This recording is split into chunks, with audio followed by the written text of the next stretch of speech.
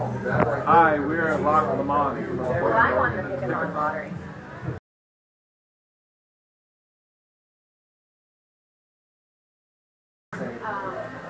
Hi, we're Loch Lomond from Portland, Oregon at Pickathon.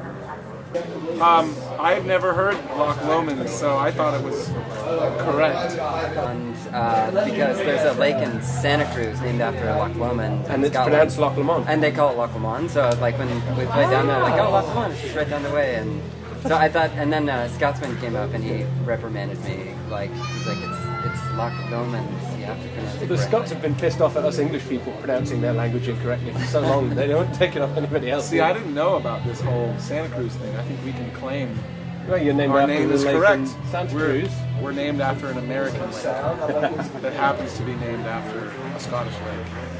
And has we all had a couple of hundred years ruin worth each of other's translation. languages as we move on, right? So I guess now we're at Loch Lomond again. We were going to try to become Loch Lomond about 2 weeks ago, and it just didn't work out. Nah.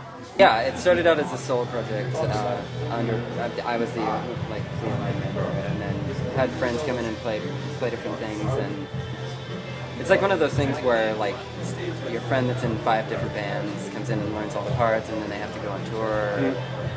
So about 2 years ago, a year and a half ago, we decided to be a band and not my solo project. We're a band, and we're into democracy. We're a band. So has that changed sort of this, well, songwriting process as well?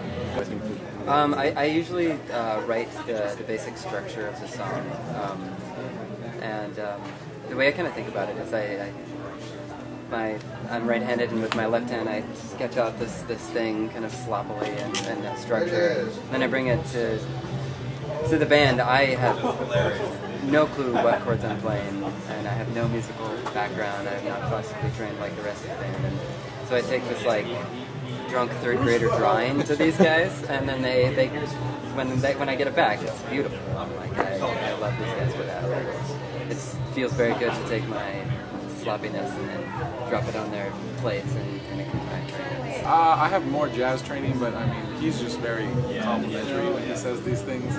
I would not consider myself a classically trained musician, but I studied.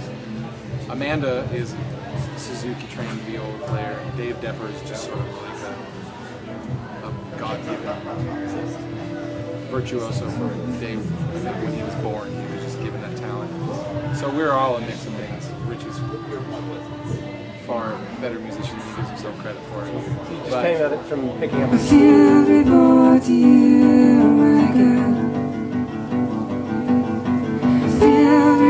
To you, oh my God. I'm wasting your time. Sounds of children laughing makes my eyes bleed. The sound of children laughing makes my eyes bleed.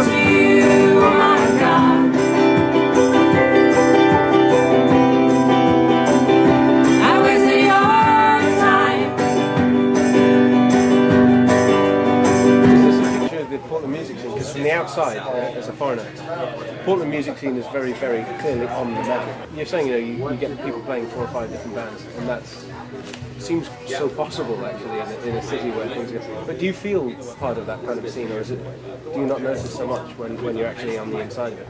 Because from the outside, it's amazing. It feels very warm and good to be on the inside of it right now, and things, Yeah. stay good for a while, then things happen and life changes and moves. But right now it feels really warm. It's like musically it's very incestuous. We play with each other, we share musicians.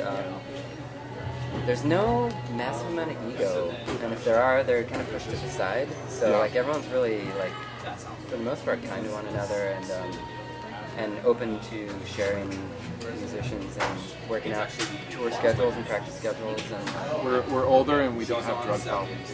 The Portland music scene is very much about like being healthy, not like health nut or anything, but actually the music being the driving force and not the lifestyle. So I think that draws a certain kind of caliber of musician, and like we've got all our craziness out, and now we're ready to make a career or something like that. Do you stay clear of clearly laid out stories? oh yeah, I'm no good at writing his sort of songs. Sometimes I feel insecure, like all of us do, and then sometimes I feel like, fuck that, like I'm just gonna do it, I don't care. Those are the times where I grab my guitar and write down the lyrics or whatever I'm feeling, like a dream that I had or an experience, and then write it down, and then I really try not to second guess it, because if I second guess it, I'll ruin it. So. How's the penetration, musical awareness of the rest of the country going? I mean, are you finding you're getting a lot of recognition from? It's like slow. It's slow, but it's always it's building, and it's.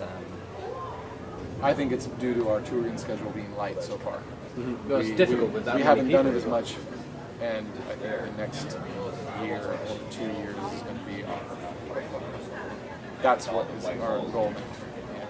I think is to be a touring band, because that is the indication that you have a music career, is if you're driving around and playing a lot of shows.